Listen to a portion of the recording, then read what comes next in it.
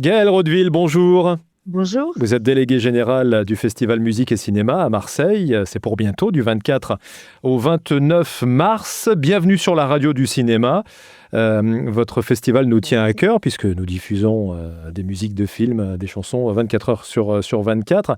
Euh, Parlons de l'évolution de ce festival à Marseille. On a un sentiment de prise de vitesse là, depuis quelques années. Oui, je pense que c'est le cas parce qu'en fait, Marseille offre ce terrain de jeu-là. C'est-à-dire qu'on a une chance inouïe, c'est d'être à Marseille et que c'est une énorme ville avec, finalement, c'est une ville très, très culturelle et donc qui nous accueille bien, qui a les infrastructures pour qu'on puisse se développer. Donc, on est en haut de la Canebière au cinéma Artplex. On occupe pendant la semaine du festival, la semaine complète du 24 au 29 mars.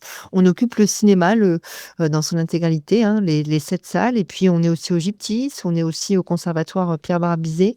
Voilà, on rayonne de plus en plus, mais c'est vrai que ce qui nous tenait à cœur, c'était de pouvoir aussi accueillir sur un vrai QG et de créer un vrai lieu, un peu une bulle culturelle et donc on aménage la Canebière, voilà, on a vraiment et d'être au centre-ville, en fait. Ça, c'était essentiel d'être au cœur de ville, parce qu'on a, sur ces quartiers-là, des quartiers très populaires et c'était, très important pour nous, qu'on puisse croiser tous les publics au sein de ce festival. Vous parlez de rayonnement, effectivement, la renommée, et puis bien évidemment, le public vient de bien au-delà de Marseille maintenant. Oui, oui, bien sûr, c'est un festival qui a une programmation internationale, donc il y a des invités internationaux et on a évidemment Marseille, le territoire, la région sud, mais on a énormément de personnes, qui viennent de l'étranger et aussi bien des réalisateurs, des compositeurs, mais également des professionnels et puis même du public, en fait, qui aujourd'hui, c'est le seul festival qui travaille vraiment dans l'intégralité de sa programmation sur la question de la musique à l'image. Donc en fait, c'est devenu un festival un peu référent. Et c'est devenu la terre d'accueil pour tous les compositeurs de musique de film, qu'ils soient, en France ou dans le monde. Donc du coup, tout ça génère en fait aussi le public et ça génère un public, différent qui vient de partout. Alors, c'est un festival, j'allais dire, traditionnel, avec compétition, projection, marché, il y a tout ça? Il y a absolument tout ça, oui. C'est un festival alors, effectivement qui fait à la fois la promotion de la jeune création cinématographique qu'on associe à la création musicale pour l'image avec une compétition de court métrage, une compétition de long métrage. Et c'est un festival qui aussi, souhaite, amener, des rencontres un peu exceptionnelles et privilégiées entre le public et ses invités. Donc, il y a énormément il accueille, il accueille des festivals, il accueille, des écoles étrangères, il accueille des grands noms du cinéma et de la musique de film et donc, on a à peu près de 300, films, entre 350 à 380 films qui sont projetés pendant la semaine, courts et longs confondus avec, plus de 130 séances sur 5 jours. Donc, voilà, c'est très dense.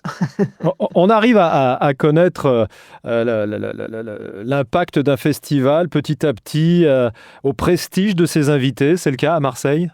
Oui, en tout cas, ce qui est sûr, c'est que on a des invités de marque et donc cette année, ce sera Boris Lochkine que l'on a entendu, très souvent parler actuellement avec l'histoire de Souleymane qui était au César sur, 8 nominations. On a Jocelyne Pou qui est une des plus grandes compositrices pardon, internationales qui a fait notamment Eyes Wide Shut. On a Edgar Verson, un très grand compositeur de musique de film, Jeanne Herry, réalisatrice et cetera. Donc oui, plus on avance dans l'histoire du festival, plus on aura des invités prestigieux. La musique de film, c'est un bon moyen de faire découvrir la musique instrumentale, pour pas dire classique, au jeune public. Oui, c'est un bon moyen. Après, est-ce que les jeunes, de toute façon, la musique de film, aujourd'hui, elle est de plus en plus électro d'ailleurs, mais ça n'empêche que l'avantage, c'est qu'aujourd'hui, dans la création, quelle qu'elle soit, on mêle toutes les disciplines.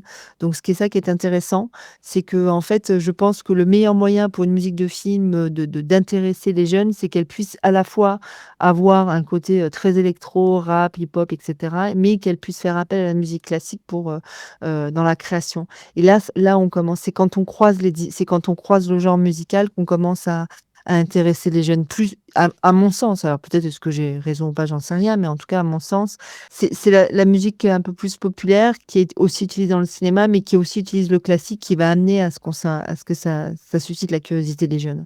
Mais de toute façon, quel que soit, l'art est nécessaire pour tout en fait, voilà, pour éveiller la curiosité des jeunes et c'est vrai qu'il faut toujours passer par quelque chose dont ils sont sensibles pour les amener à autre chose quoi, mais comme le public lambda finalement.